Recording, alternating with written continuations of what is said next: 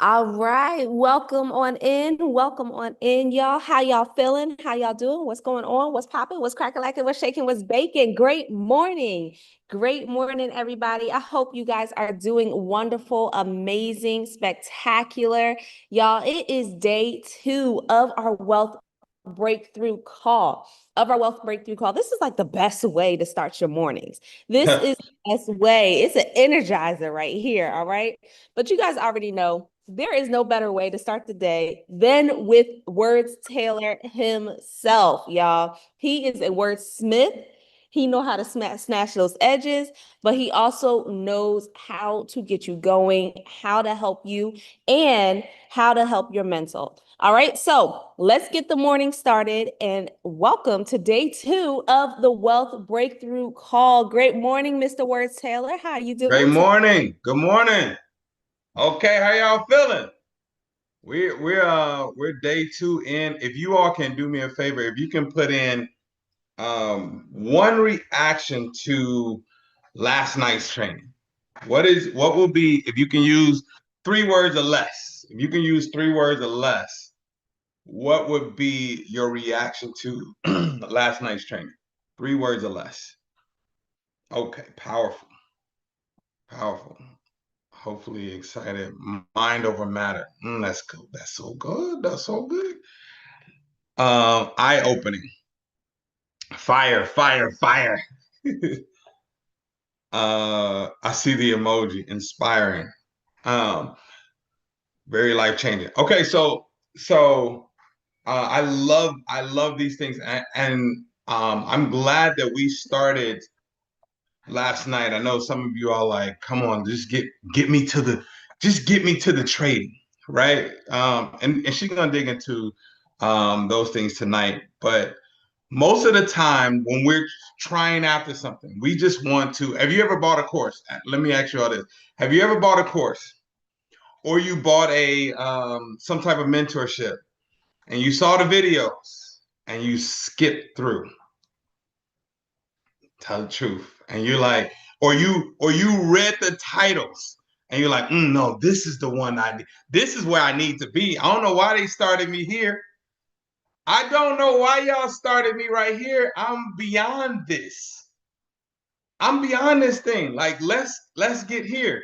But as I told you all, somebody said, true, true. That's what I was saying. Exactly. But here's the thing you all don't realize.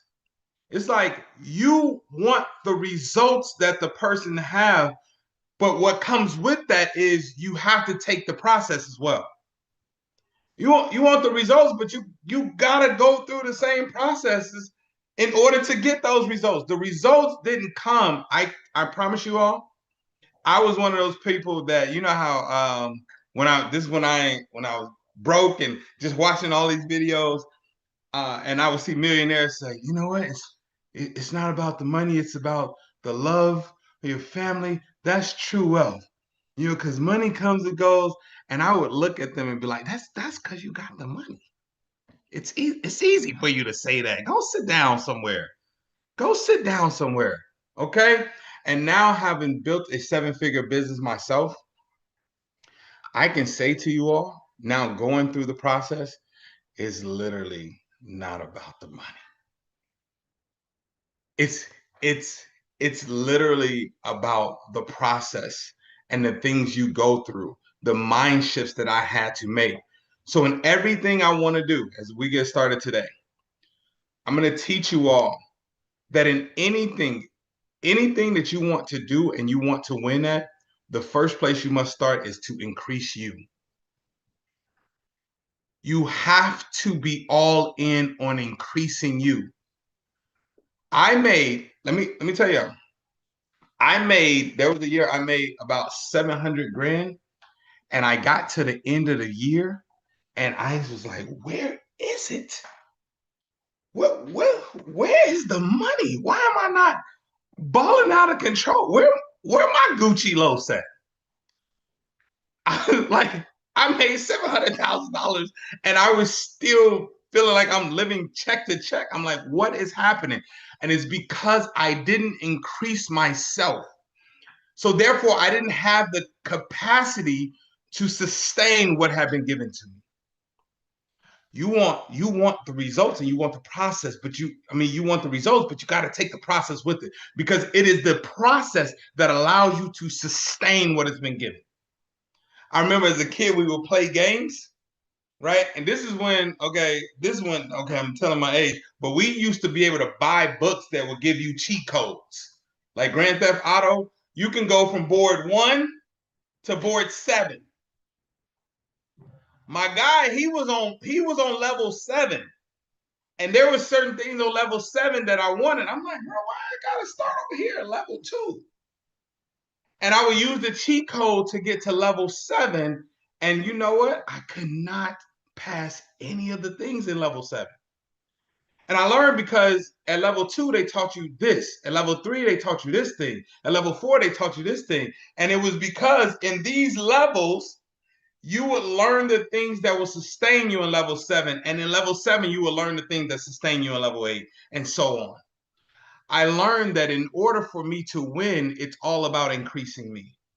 And if I don't take the time to increase me, then I'm also saying I'm not going to take the time to sustain what I got. Don't give me money for a season and then take it away. That's not what I want. And you don't want to get to a point where your level of success surpasses your level of maturity. We don't want to have it where your success comes faster than your maturity. Then we have things like, oh man, John Morant, who's a basketball player that started get at the highest level of his success. It's like, bro, why are you still pointing guns and you're a face in the NBA. Why are you pointing guns? What is the purpose of that? Or you get what's my name? Shannon Sharp. Like, what are you doing, bro? This don't make this your decision making doesn't make any sense. And that's because your level of success comes faster than your level of maturity. And what I'm trying to tell you all is I have to increase me. And as I increase me, I increase everything around me. And there will be a point, and I'm gonna give you a couple people. I'm gonna give you 4 that has to leave when you get to this point. There will be a point where you will start to increase yourself, and you will realize that there are some things in your environment and in your circle that shouldn't be in there anymore, because you realize that, oh, these are the things that are holding down my growth, and this is why I've been at this point for so long. I noticed that if I want to, there was a point where with my daughter and I, she's 13 now, but this is about when she was, let's say, 9. My daughter's also very assertive like her mother. And I'm like, man, God, you just blessed me, didn't you? To just practice patience, practice not popping off, practice all of these things, because these are 2 very assertive people in my life. And instead of me focusing on trying to change their behavior, I said, well, God, okay, what do I need to do to increase me so that I am able to still steward my wife and my daughter without me feeling like I'm trying to take control of their life or change who they are? My pastor was like, you don't want to break her to make her easier to parent. That's not what we do. So instead of trying to change the person, I decided that I would increase me. I read this book called Strength Based Parenting. And it was talking about, oh, when you have an assertive child, these are the things. They're wanting to be a part of the decisions. They're wanting to be a part of the planning. They're wanting to, I'm like, well, they want to be grown. Like, you want to be me. But it's like you have a leader, and it shifted. I said, I am raising a leader. I am raising, wait a minute. I don't want to shut this down. I'm raising a young lady that could maybe be the first Black president. I'm raising a young lady that will be CEO of a Fortune 500 company. I'm raising a young lady that will have her own, but I'm raising a young lady that will lead her friend group. And today, her friends call her the mama of the group. But what I focused on is how do I use the gift that God has given you, and I use it, and we are able to coexist without me trying to break it. Hey, baby girl. So this is what our week is going to look like. These are the things that we're doing. Is there anything in here that you would want to also add? I'm about to, we were working on scale. Oh man, it would be nice if we could do this or do this. I really don't like doing this. Okay, I know you don't like doing this, but both of your brothers do. So I'm gonna need for you to get on board and just show them how. And now her voice is heard. She feels heard, seen, and understood. That changes a relationship when you make somebody feel heard, seen, and understood. It shifts the relationship. She now feels safe around me. But I'm saying this to give you all an example of I didn't try to change her. Her skill is her skill. What I did was increase me. And now in increasing me, I was able to utilize what she had and learn to increase her. Even in how I discipline her, I still compliment her. Baby girl, you are a leader. As a leader and a tailor and my daughter, we can't make decisions like that. Instead, I need you to be thinking this way. As a leader, I need you to be the first to. I don't even discipline my daughter in front of her friends. If her friends are over and they're doing something, I'll pull her to the side. I'm not talking to her friends, I'm talking to the leader. Hey, baby girl, you know we don't do stuff like that and all that. I'm gonna need you to go ahead and handle that. And they're gonna see her in authority. I'm not gonna embarrass her or get her rank, down in front of her friends. That's the shift. And I see this girl blossom. And I see her now take charge in different circles that I am. And I see her responsibility. And I see how she talked to her brothers and hold them accountable.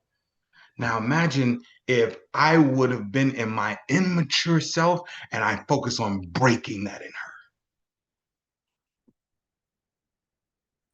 There are things that you want in your life and you just want it to happen, but you don't want to grow and mature in order to be able to receive it. There's a difference. When you hear Paris' story, you're like, wait a minute, you couldn't even be comfortable at the park because you were afraid that your father might harm you and your sister and your mother. It's like, okay, yeah, y'all want her, y'all want the success of it, but there was a whole process that had to get them there. There was a process. You don't want that. So here's what I learned in trying to grow myself. The first thing I needed to do was look around and I had to figure out who are the people that are keeping me from growing. I want you all to do an audit. This is an audit. And I'm telling you all right now, I don't have the same friends because of this audit. I don't have the same friends. And you have to not care. There is a level of not caring about how you feel about my growth, about the boundaries that I'm now setting for myself. Okay? First person I had to let go. Okay? This is the taker. You know the taker because literally when they call your phone, okay, the first thing you do is what do they need? The first thing. But what you don't understand is if you have these people in your circle, your battery could start off on 100 and you don't realize that the reason you're not able to execute in life like you want to, the reason why you're trying to skip steps, the reason why you can buy a mentorship program and they say go through these things and you just want to skip here is because you allow people around you to take your battery life, your battery life on you from 100 to 30. And in that 30 battery life, you're just like, I'm in desperation. I'm in survival mode. I just need it now. And you jump out of the process. There are people, and you still answer the phone. That is the part. Like, why you still answer the phone? And there's a part of you that like being needed. There's a part of you that wants to help other people. There's a part of you that like, yo, this is my assignment. I'm supposed to help other people. But I'm telling you that you can't want greater, but then hold on to the things that keep you average. It don't work like that. You can want it, but you're not gonna get greater because you like, yo, no, no, I wanna take you with me. And this person has everything has said, I don't want to go. But I love you. I gotta take you with me. And they're saying I don't want to go. So there was friends in my circle that literally every time they called me, I just knew that they were taking from me. Whether it's taking information, whether it's taking energy, whether it's taking money. It's like, and then those same people, when I needed something, I cannot call you. Those are the same people. I'll call you. I would literally call you and somehow it will become about you. Hey man, I call you. I'm like, oh man, I'm struggling today. You know what? Me too. Just the other day. And now I'm giving you advice and I'm the one hurting. It's like, what? These are takers. And the more you allow these people to stay in your life, you won't have the energy necessary to thrive because they're constantly going to steal it. There are two friends that I talk to every single day. I literally come out of the conversation energized. I've never left a conversation with these two people and felt like, oh God, they're just, I leave energized. The other person is the criticizer. When you're trying to make changes and you're trying to make growth or you're trying to establish something new or do something, watch. You're gonna have energy right now because watch the simplicity of what Paris is gonna teach you all tonight. You're going to become excited. And you're gonna be like, yo, I could do this. Cause she's gonna tell you, this is what you're looking for. This is what you're looking for. This is how you know if this is a company you should invest in. And you're gonna be like, oh my God, this is, and your excitement is gonna be there, and there's going to be someone to criticize your growth, your process, what you do, your decision. And what you have to understand is if I'm around this person that is always critical, then it will start to make me insecure about myself and my decisions. I won't move as efficiently as I once did because the closest person or the people that I've allowed to pour into me are criticizing me. There's a difference between somebody giving you constructive criticism and destructive criticism. There's a difference. You know, one is trying to build you, the other is trying to break you. There's a difference. You know when somebody is trying to build you. I can feel when somebody's trying to break. Right? There's a difference when, yo, you put on an outfit and you ask a person and they're like, oh, that's trash. Your hips, your waist, I don't even know why you tried this on. That's breaking. Building is, okay. I love what you're doing and the risks that you're taking and how you're doing this and this. Let's add some this. Let's do this. Let's consider this. Right. And they add to the value of it. The critical person has to go because when it's time for you to hear your inner voice, I don't need you to hear their voice. So long, my voice was not my own because I was listening to everyone. There was a point where I didn't even want to turn on the camera to do speaking or any of those things because I felt like the criticism of I remember my grandmother. Now you know grandmothers keep it real. I love my grandmother. She said, she's like, man, you smart, intelligent, you work hard, and you would be handsome if you lose some weight. I said, and so I literally went through life feeling like I don't want to get on camera because I'm not handsome. And the only way I could be handsome if I lost weight. So I attach handsomeness or looks to weight. there's words that have been spoken over your life or criticism that has been spoken on over your life that has hindered you in this way. We must break that off now. We must remove, and I have no problem. The way I set boundaries now, I have no problem. And I'm not going to just not talk to you and you don't know. I have no problem having a conversation with you and be like, hey, in this season of my life, I probably won't answer the phone as much. I'm going after this and this, and I just won't have the time. Or you probably won't hear from me as much because of whatever. And I have no problem. And if you break the boundary, you're going to find very quickly that the phone will not be answered. My grandmother lives with me. So there was a point where my brothers would call my grandmother and she would give me the phone. And I had to have a conversation with my grandmother. Like, don't do that again. I set a clear boundary and they're using you to get to me. And if you continue to be an open gate, then I will have to set a boundary with you. I'm very cognizant of who is in my circle and who I allow to feed into me. I'm aware. And as you are making move, every decision, these decisions are important that you're making. Who's in a part of your life?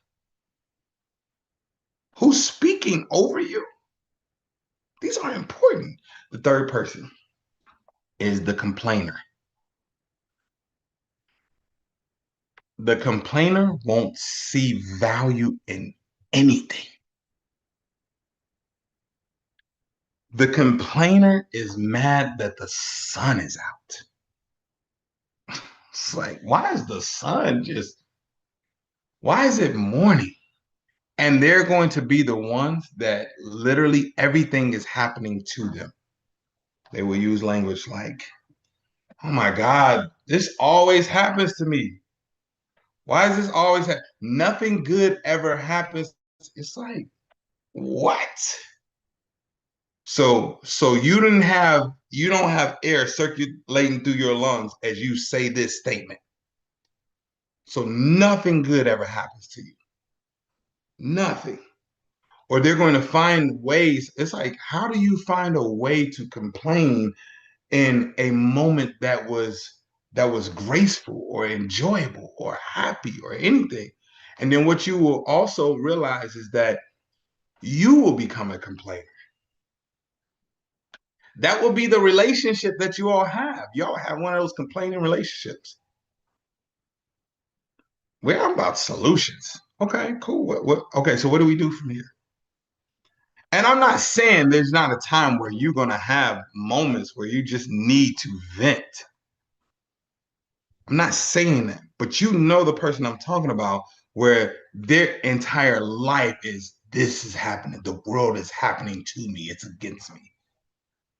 I can't have you you can't be in my direct circle. How do I grow if this is who I'm growing with? My circle, they challenge me. Like I can tell you right now in my circle, there's something that I can point out that I admire about each one of them. And for that reason, they constantly are forcing me to have a desire to grow.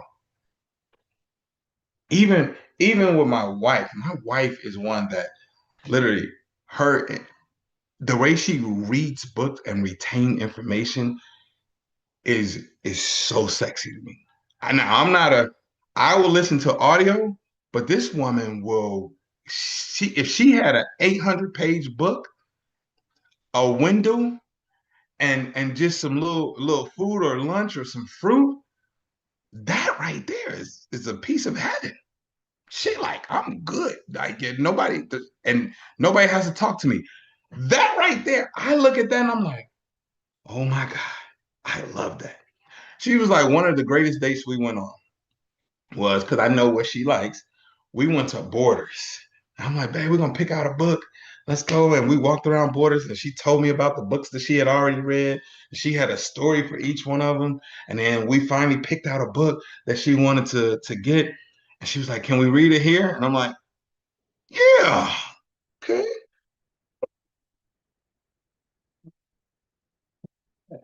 Had a different plan for it, but we sat down in the one store and we read the first two chapters of the book.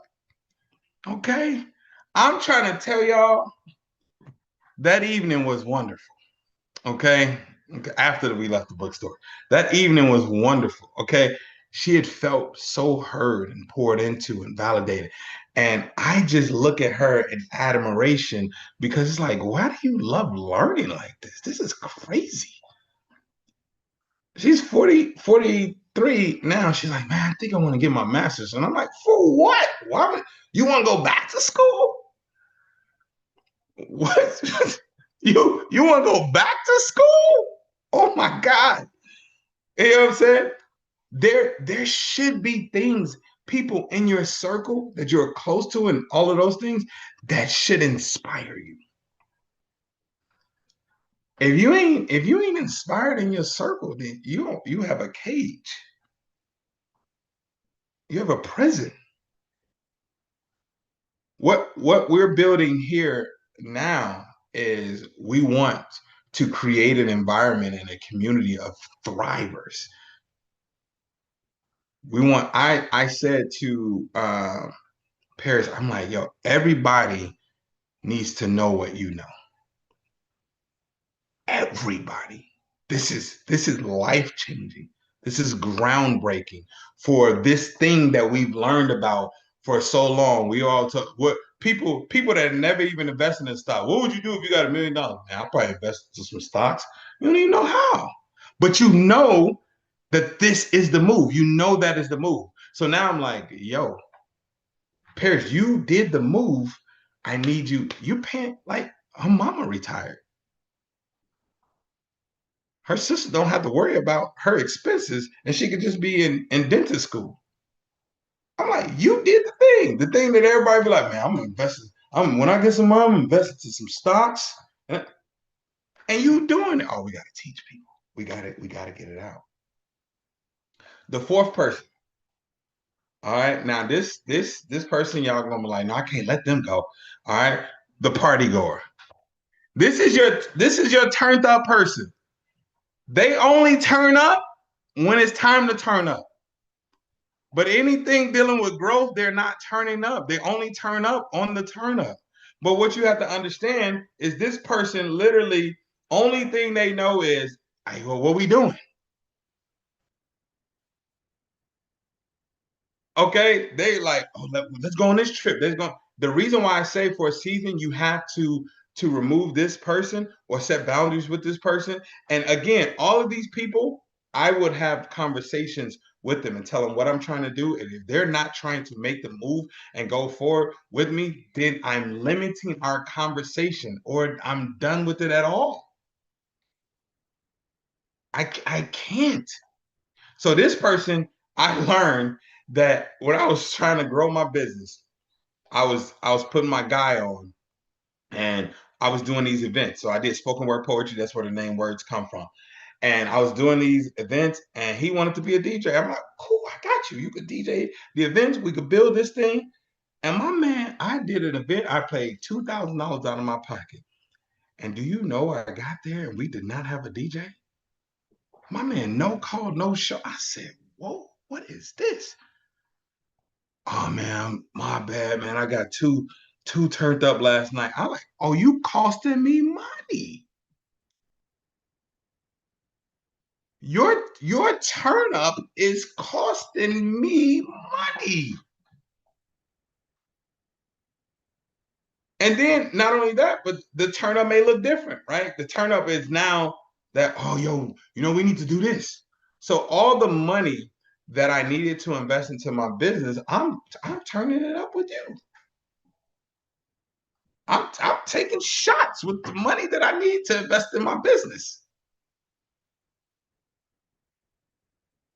That was a point where literally I told my wife, I said, I don't want to celebrate birthdays anymore. For 2 years, we stopped celebrating birthdays all the holidays. Why?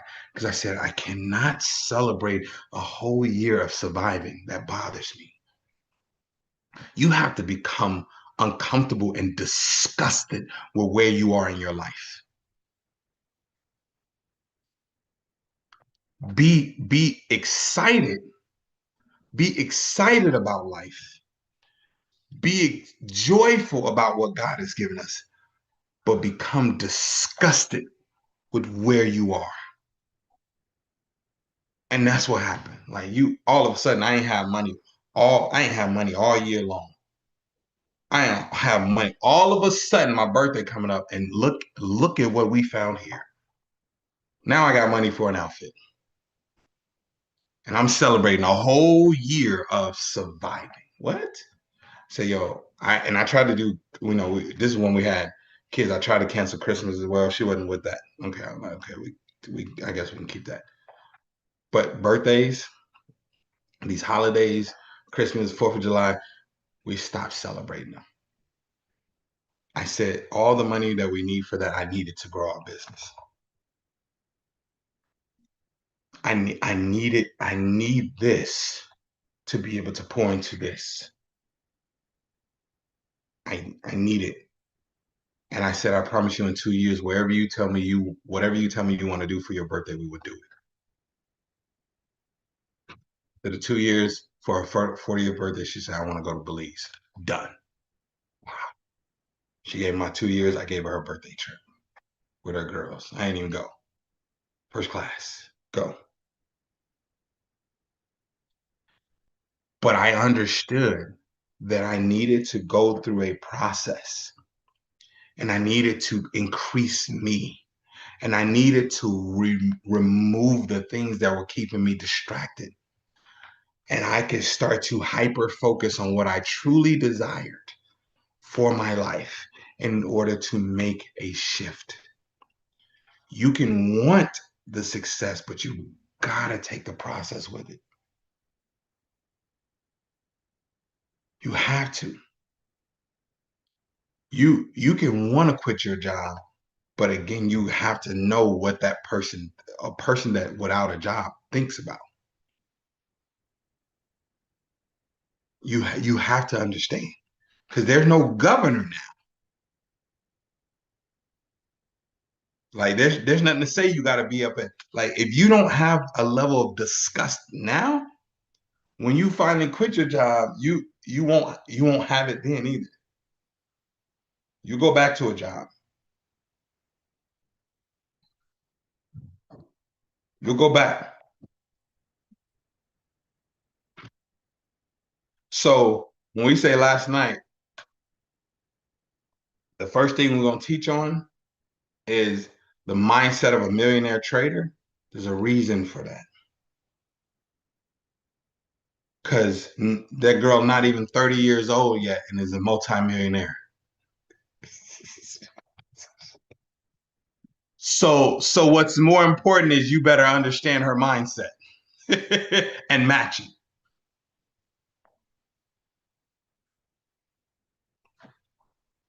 So you understand how you need to operate.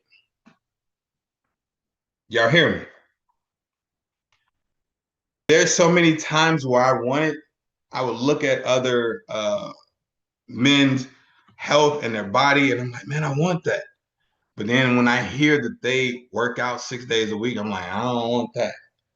But I understand that you work out 6 days a week and this is how you look. Okay, I'm matching that energy. Because this is the 250-pound man. I now have to think from the 250-pound man and not from when I was 464 pounds. I can't think from that man anymore. Y'all, today was lit. Today was lit. Okay. Day 2 was powerful. And guess what? Here's the truth. Everybody wants the results, but nobody wants the process. And the part of the process is the audit. All right. Words walked us through the audit, looking at who's around you and deciding who gets to stay. Keyword, who gets to stay with you. All right. Because let's be real, after this audit, you're not going to have the same circle. You are not going to have the same circle. People are takers. They drain your energy. Some people are criticizers, AKA dream stealers, right? You've got the complainers, you've got the party goers, all the different people. But you need to hold on to the people in the circle who inspire you, okay? The right people, they will challenge you, they will support you, they will push you to become the version of yourself that can actually handle wealth. That means sacrifices have to be made, right? You have to get in that place of disgust of the people who's around you, the environment that you're in, the situation that you're currently in, because success starts with your mindset. In your mindset, that will have to match where you are going. So I love you guys. If you are not VIP yet, what are you waiting for? It is time to upgrade to VIP so you can be in the room. It pays to be in the room. It pays to invest in yourself in this moment. But I love y'all. We will see you tonight at 7 p.m. Eastern Standard Time for day 2 of the challenge. But until then, you guys still have some time to get your homework done, do the audit, and start becoming the person that you are called to be. Love y'all.